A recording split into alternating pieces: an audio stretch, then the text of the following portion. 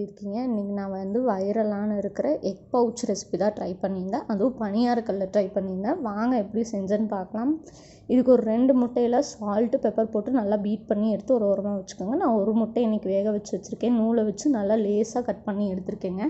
பணியாரக்கல்லை heat பண்ணிட்டு கொஞ்சம் எண்ணெய் இருந்தால் போதும். இதை எல்லா குழியிலையும் நல்லா இந்த இதை ஃபில் பண்ணிவிட்டு இது கூடயே வெங்காயம் போட்டுட்டு இது கூடவே கொஞ்சோண்டு மிளகாத்தூள் போட்டுக்கோங்க. மிளகாத்தூளும் போட்டுட்டு நம்ம கட் பண்ணி வச்சுக்கிற குட்டி குட்டி எக்ஸை இதுக்குள்ளே வைங்க.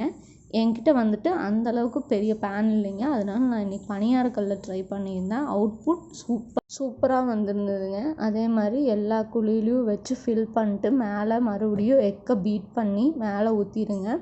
அதே மாதிரி கொஞ்சோண்டு வெங்காயம், கொத்தமல்லி, கருவேப்பிலை இதே மாதிரி மறுபடியும் போட்டுக்கோங்க. எக் மேலே போட்டுட்டு அதுக்கப்புறம் ஊற்றிக்கோங்க. சாரி, மாற்றி சொல்லிட்டேன். எல்லாத்தையும் திருப்பி போட்டு எடுத்திங்கன்னா பணியார எக் பைட் ரெடிங்க. நீங்களும் செஞ்சு பார்த்துட்டு எப்படி இருந்ததுன்னு மறக்காமல் கமெண்ட் பண்ணுங்கள். அடுத்த வீடியோவில் பார்க்கலாம். பாய்.